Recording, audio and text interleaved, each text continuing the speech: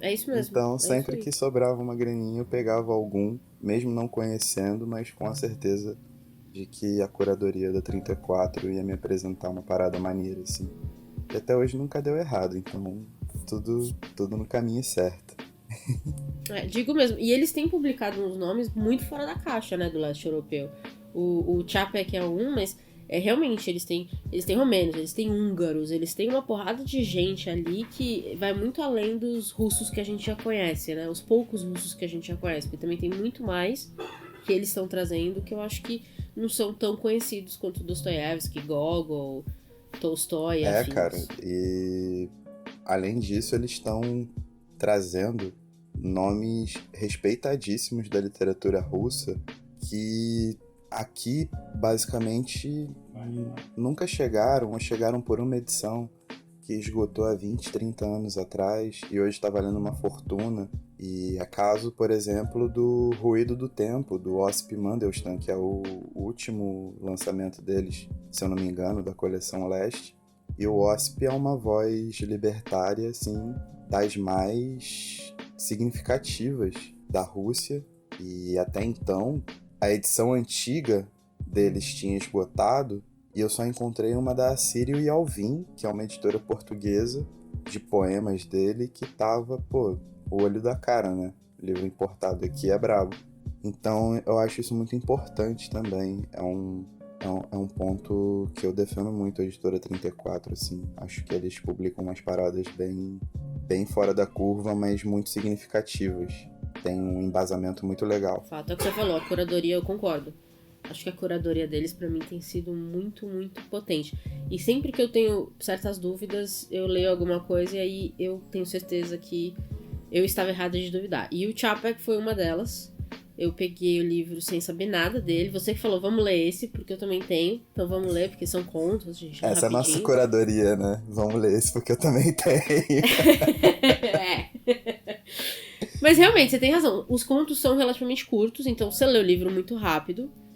E o que eu menos esperava quando eu abri esse livro foi o nível do humor do cara. Eu não esperava ler contos em que eu risse alto. Foi um choque muito gostoso, assim, de tipo, eu fechava o livro e falava, caramba, um tcheco me fazendo rir desse jeito. Porque normalmente a gente acha que é o quê?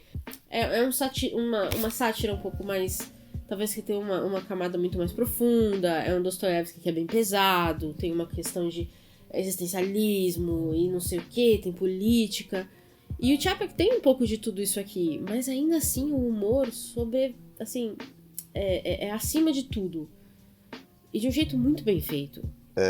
A gente não tá muito acostumado a ler, mas o primeiro contato que eu tive com o humor, principalmente o humor tcheco, foi pela leitura do Bom Soldado Svejk, sei lá, do Jaroslav Hašek. Saiu pela Alfaguara. É um trolholhão de umas 700 páginas falando as desventuras de um soldado trapalhão, assim, sabe? Boa premissa. E, cara, apesar de ser um trolholhão, assim, e ser um romance inacabado, o Hašek era tipo um escritor maldito também, é magnificamente bem-humorado, assim. E quando eu vi que você tava dividindo tudo em meses e tal, e esse mês seria o do conto, eu logo pensei em tentar puxar um pouco pro humor, até porque eu sabia que viria flip, então as coisas ficariam complicadas. E eu já apostei direto, tipo, teve uma curadoria assim, não foi só porque a gente tem igual, não.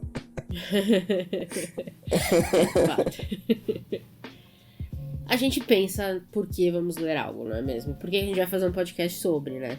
É o mínimo. Eu tava pesquisando algumas coisas mais do Čapek, depois que eu terminei a leitura, e eu vi que ele foi indicado ao Nobel 7 vezes, não ganhou nenhuma. Nunca, na verdade, levou um prêmio, acho que significativo mundial, pelo que eu vi, me corrija se eu estiver errada.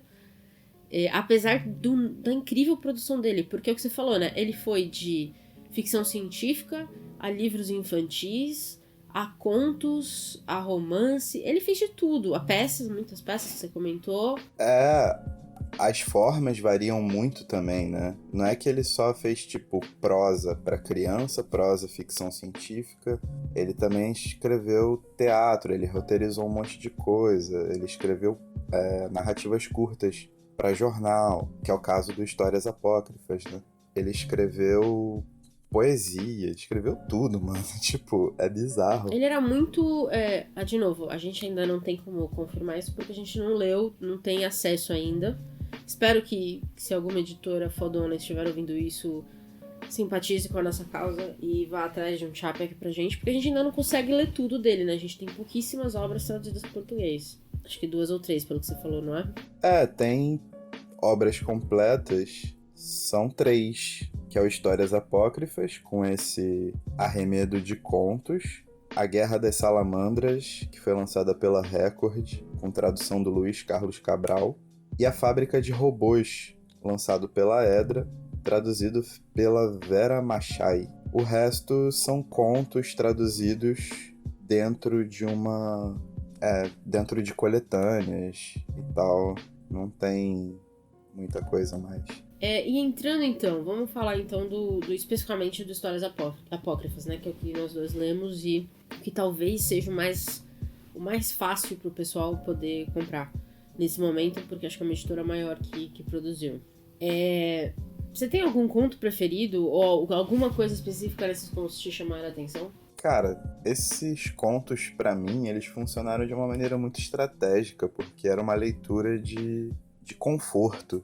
E eles funcionam muito bem também como uma leitura de conforto por causa do tom do humor que ele usa, que é um tipo de humor que eu gosto bastante. É um tipo de sátira que eu costumo fazer no dia a dia, de certa forma. Então, num todo, assim, o que mais agrada, o que mais fica na memória é o do Homem das Cavernas. É um dos meus preferidos. Né? Porque, tipo, o nível de ironia ali é muito incrível e a gente vê as notícias todo dia, parece que a gente tá voltando a ser o Homem das Cavernas. Eu vi ali o brasileiro médio. Então. Pra quem tá ouvindo a gente e não leu, eu vou resumir muito, mas vale a pena ler o conto, eu vou resumir muito. Basicamente, é o Homem das Cavernas mais velho, puto, porque o filho dele deixa os netos desenharem nas paredes, né? O que vai acontecer com essa caverna. E também tá puto porque o filho dele está interagindo com estrangeiros, quando ele acredita que a gente tem que matar os estrangeiros, porque senão onde é que essas pessoas vão viver? É muita gente pra viver no mundo. Então, as crianças dizendo... Então, assim, tudo isso pra ele significa um novo mundo que é a pura decadência. É o brasileiro médio. É ou não é? Um homem das cavernas chorando enquanto as crianças estão fazendo a arte que vai moldar o mundo no futuro. E o filho tá fazendo a relação ali que vai garantir a existência de uma raça. E ele acha que se não matar, ninguém vive. Então não tem pra todo mundo, só tem pra ele. Você sabe que eu pensei agora? É um comentário que vai botar uma vírgula na nossa conversa sobre o Chapek. Mas qualquer escritor meio apocalíptico que tenha mais de 100 anos hoje pode ser considerado um novo Nostradamus, né? Porque parece que a humanidade regredindo, né? Tá regredindo a cada 100 anos, assim. a gente retoma o que foi. Faz sentido mesmo. Porque se você pegar as próprias passagens do Chapek, tem um conto sobre Jesus também, que ele é muito chamativo. E é a mesma coisa hoje. Então, esse era meu outro ponto. Eu fiquei muito impressionada com os contos. Tem muitos contos sobre religião, sobre histórias diferentes da Bíblia. E é muito impressionante ele ser satírico ou irônico quanto a essas passagens, né? Então ele fala da noite de Natal, ele fala de Maria. Maria, a irmã, Maria que não queria fazer nada. A irmã que cozinhava, lavava, e Maria só queria adorar Jesus. Assim, ele... E o padeiro reclamando que Jesus distribuiu os pães e ia acabar com os padeiros. Assim, é muito bem sacado.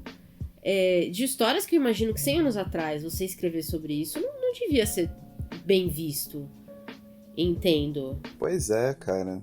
E o que eu acho, assim, é que apesar da crítica, ela não é uma crítica impensada, ela é muito bem fechada dentro de uma narrativa curta, sabe? Ela tem um valor de uma crônica, assim, né? Tipo, variando os registros, E ela é muito bem amarrada, porque ela coloca você indo de encontro diretamente à modernidade, né? E é nessa fase que as histórias apócrifas são publicadas, que é no período entre guerras, ali na década de 20, começo da década de 30, é exatamente essa fase de uma Europa que tenta se reerguer, mas que não sabe muito bem aonde essa modernidade toda vai levar, né?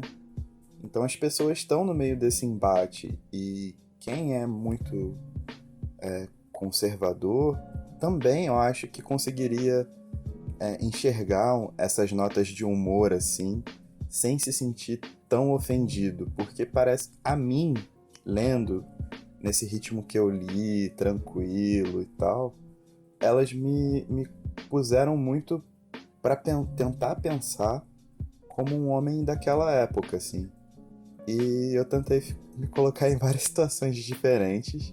E, pô, sei lá, mesmo que se eu fosse o Papa, assim, lendo, eu não acharia isso heresia, sabe qual é? Eu acho que seria uma parada, tipo... Seria uma parada engraçada, um recorte muito engraçado que levanta o debate. Eu acho isso é muito pontual, assim, ele consegue ser sucinto e muito assertivo na hora de escrever. Eu achei isso muito interessante. Eu concordo. Eu acho que é exatamente isso. Cada conto se basta em si mesmo, né? Você não fica com aquela sensação de que precisava aqui de mais uma página e meia pra eu entender o que ele quer dizer. É muito, muito cirúrgico, acho que em alguns momentos. E eu acho que você tem razão. Essa questão do entre guerras, né? Apesar de... Porque, na verdade, muita gente ainda argumenta que não foram 2 guerras, foram uma longa guerra com um espaço de paz duvidosa no meio, basicamente, né? Porque foi um longo período aí, de uns 40, 50 anos, de muito, muito complicados na história da Europa. Então, eu também acho que, lendo esses contos, eles são meio como que um relieve, assim, Pô, tá aqui um pouquinho de humor pro dia a dia. E eles não são agressivos, mesmo os que falam de religião.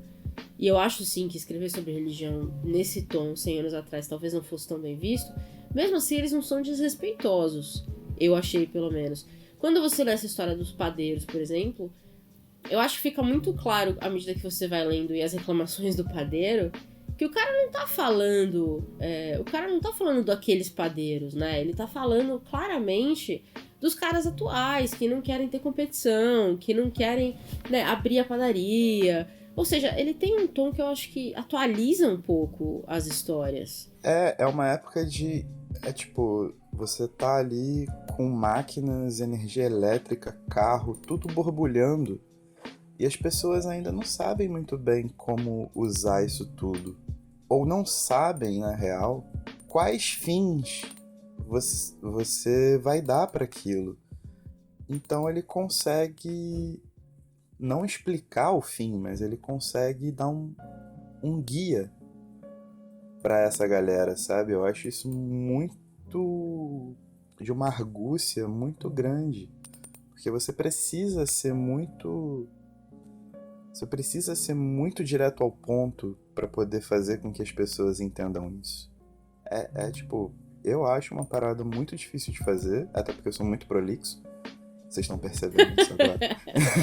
É nada, E a época, né, como todas esses contos foram publicados em jornal, o cara tinha uma coragem e a galera apostava firme nele pra ele poder levantar esse tipo de discussão. Então, pô, que parada louca, né? Isso é, de certa forma, histórico. E é interessante, porque a gente tem hoje uma discussão muito forte, né, sobre essa questão do politicamente correto. E o que é uma piada, e quem que os piadistas podem tirar sarro, como é que, né, o que é valioso, o que é lixo. E é interessante de ver que quando você lê o Capek, ele pega alvos muito grandes, né? Então, assim, ele tá falando do humano histórico, ele tá falando de religião, e ele inclusive fala de 2 cânones literários, porque tem 2 contos sobre, 2 ou 3, sobre, 2 acho que sobre Hamlet e um sobre Dom Juan. Então ele ataca, então assim, ninguém está salvo de Chapek, basicamente.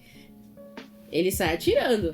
Ele é shooter shoot, tá ligado? Atiradores atiram. Exato, e ele assim, não parece que... mas o que eu quero dizer assim, mesmo assim, eles têm muito bom gosto. Então eu diria que você lê hoje esses contos, e eles não te dão... Alguns contos envelhecem muito mal, algumas piadas envelhecem muito mal. Mas o nível do humor dele é tão apurado pra mim que você lê esses contos, e se eles tivessem sido escritos hoje, eles iam ser tão engraçados quanto. Não, o Dom Juan quase morrendo e não querendo se confessar por ter dormido com um monte de mulher. Sabe assim, ele não quer perder a essência, ele não vai assumir que ele estava errado. O macho que não quer assumir. Quer dizer, você consegue rir hoje disso. Eu acho muito valioso o cara conseguir fazer isso tudo, ainda assim engraçado, 100 anos depois. Cara, tem piada de 5 anos atrás que envelheceu mal pra cá. Tem tweet que envelhece mal, velho. De um ano pra cá que já tá mal, já tá feio. Sabe? Youtubers que eu digo.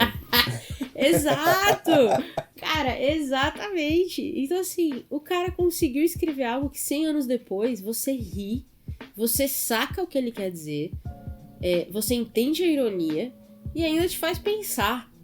Quer dizer, genial. Eu só conseguia pensar isso depois que eu li. É genial. Genial mesmo. Não à toa ele foi indicado 7 vezes ao Nobel, né, cara? Eu não sou o mais indicado a falar sobre prêmios na face da Terra. Porque eu não ligo muito. Mas ser lembrado dessa forma significa alguma coisa, sacou? E lendo o cara, eu acho que você meio que percebe a dimensão que toma a literatura dele dentro do contexto. Ela é uma literatura, são histórias apócrifas, são histórias que estão sendo reescritas, mas ao mesmo tempo elas são contemporâneas ao autor, né? Porque ele reescreve pensando no tempo dele. Não é que ele está escrevendo um romance histórico ou qualquer coisa do tipo. Ele está escrevendo aquelas histórias no tempo dele, ele está analisando o tempo dele. Tem muito material crítico que pode ser tirado dali, tem uma análise muito, muito interessante dos recortes que ele faz da sociedade e, repito, isso serve para você começar a avaliar e, no nosso caso, né, querer ler mais coisas de um autor outrora desconhecido, assim, com poucas publicações traduzidas. Sim, muito. E foi isso mesmo, eu fechei o livro com vontade de ler tudo que ele escreveu já, porque a qualidade...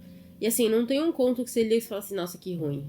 Eu não tive nenhum conto que eu li e eu falei assim, meu, que bosta, isso aqui não precisava estar aqui. Nenhum. Teve alguns que eu achei melhor do que outros, alguns que eu achei ok, mas ruim não foi uma palavra que surgiu na minha cabeça em nenhum desses contos. Alguns eu fiquei inclusive impressionada com a sagacidade. Esse do Don Juan me pegou completamente desprevenida. Então assim, essa coisa de você começar um conto novo e não ter a mínima ideia do que ele vai fazer é muito divertido. É muito gostoso poder ler isso num livro de contos, que é super curto, né? A gente tá falando de continhos aí, acho que cada um tinha o quê? 10 páginas no máximo. Talvez um pouquinho mais. É muita qualidade. Cara, ele sabe muito bem amarrar os contextos, assim. E eu acho que a gente perde um pouco do humor dele. Talvez isso tenha acontecido com você, porque você pegou o livro e foi de uma vez, né?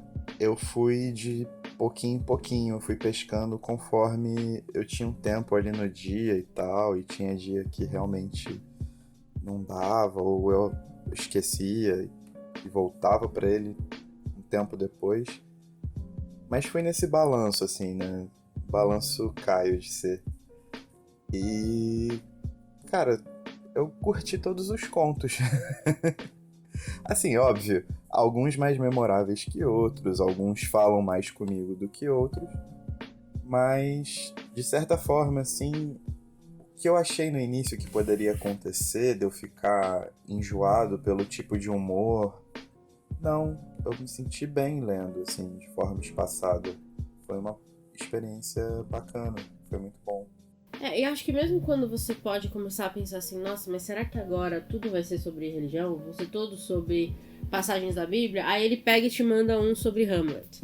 Aí quando você começa a pensar, pô, mas aí como é que vai ser? Aí ele pega e manda um sobre Dom Juan. Então assim, é muito impressionante esse... Tem um sobre Napoleão também. Acho que o último. Então assim, esse range dele de escrever sobre o que eu comentei, qualquer coisa... Deixou muito divertido você começar um conto novo, assim, que é literalmente aquela sensação de, beleza, o que vem agora? O que esse cara vai fazer agora? E é bom quando você tem a sensação lendo contos ou crônicas ou textos curtos, né? Porque às vezes a gente lê um texto curto de um autor e mesmo no texto curto você já fica meio cansado. Você fala assim, meu, beleza, vou dar um tempo hoje, esse cara aqui não é pra ler direto. Pô, Sylvia Plath, por exemplo, você lê os diários da Sylvia Plath, não dá pra ler aquilo numa sentada, são muito densos. Mesmo as passagens curtas são densas, então você tem que dar um tempo, você tem que ir devagar, com calma. E eu não tive essa sensação, não. Eu queria ler esse livro inteiro todo dia, assim. Maravilhoso. Fangirl total, Não né? é? Virei fã geral. Tô indicando pra todo mundo agora, de verdade. Que isso. Eu fiquei muito, muito impressionada mesmo. Eu não esperava. Foi o que mais me deixou feliz. Cara, eu fiquei assim, tipo, eu já esperava alguma parada boa, foi melhor do que eu esperava, e, pô, é um cara que você fica atento. Assim que sair alguma coisa, ou que sair uma reportagem que seja, ou a gente estiver perdido pelo Spotify e se deparar com o nosso podcast, a gente já vai clicar e ouvir. Não é? Porque muita gente também... Eu não vejo muita gente falando dele, né? Apesar da edição da 34 não ser tão antiga, eu não vejo mesmo muita gente comentando sobre o trabalho dele. E o que é mais engraçado, né? Porque a gente tá numa época de ficção científica hiper valorizada, assim, com a tradução pra cá de vários autores e autoras de ponta por grandes editoras, muitas grandes editoras investindo. E uma coisa que tem que ser dita aqui, como é que poderia passar, que ele foi o cara que criou a palavra robô. Pois é. E mudou o mundo. Pois é. Né? É muito louco isso, que ele não seja mais comentado, porque ele é o pai dos humanoides, sabe qual é? Então, tipo, são aquelas coisas paradoxais, assim, que só o mundo editorial brasileiro consegue fornecer pra gente, né? Mas aí a gente fica aqui na luta e na esperança de que mais editoras tenham interesse em conhecer o Čapek e publicar o trabalho deles. É o que a gente falou aqui no começo, opção não falta, né? Então, editoras especializadas em ficção científica têm obra, em livro infantil tem obra, em romance tem obra, em peça tem obra. Então, assim, é só escolher e correr atrás e publicar. Talvez o grande defeito dele seja a variedade. Se ele tivesse nichado a produção dele, sacanagem. Cara, eu pensei, deixa eu falar uma coisa, eu cheguei a pensar nisso, mas sabe que à medida que eu lia os contos e depois pesquisando a vida dele, eu acho que ele seria incapaz de nichar. Do tipo assim, eu acho que ele era um cara muito criativo, sabe? Ele não conseguiria fazer uma coisa só. Não, e é um pecado você falar pra qualquer pessoa criativa em qualquer tempo que ela tem que nichar o serviço dela, verdade, tá ligado? Tipo, principalmente um autor, né? Alguém que trabalha com criatividade, literatura e tudo mais. A gente vê isso no próprio mercado editorial hoje, como ele se comporta nas mais diversas estruturas, assim. É até engraçado porque acabou de sair aquele documentário dos Novos Caminhos da Leitura, né? E ele mostra bem essa parte que as pessoas estão começando a pensar em nichar e procurar pequenas zonas afins, assim. Só que isso bate muito em quem faz, né? Em quem produz literatura. E é um pecado você fazer isso com uma pessoa criativa, Eu concordo, tá ligado? Eu concordo. Eu acho que tem autores como Agatha Christie, por exemplo, que escreveu suspense a vida inteira e fez isso muito bem. E claramente gostava do tema. E aí você tem autores como o Čapek, que eu acho que simplesmente é impossível desse cara focar em alguma coisa, porque a criatividade dele, a cabeça dele parece ir pra todo lado. E uma parada que eu tava pensando também é que alguém falou isso, alguém muito famoso falou, mas eu esqueci quem foi. E falou que todo autor escreve a mesma obra a vida inteira, né? Ele só vai mudando de livro, vai mudando a forma de contar a mesma história. E seria muito interessante entender, por exemplo, a obra de um cara criativo quanto Čapek, sabe? A gente pode estar perdendo um dos grandes pensadores do nosso tempo porque a gente não comenta sobre o cara. Não só aqui, porque a gente tem uma oferta reduzida de coisas dele, mas lá pra fora, assim, eu até dei uma pesquisada e tal, mas ele também não é tipo, um grandizão, boladão. Ele é um cara bem underground, assim, de certa forma. Mas, pô, só o que a gente falou aqui, como uma coluna de uma possível investigação, tô misturando agora Čapek e Agatha Christie de um jeito completamente aleatório. Mas a se pensar, né, da questão do humor satírico, como ele relativiza e reconta a história, como ele coloca esses medos desse espaço entre guerras no papel, essas relações dele com a modernidade.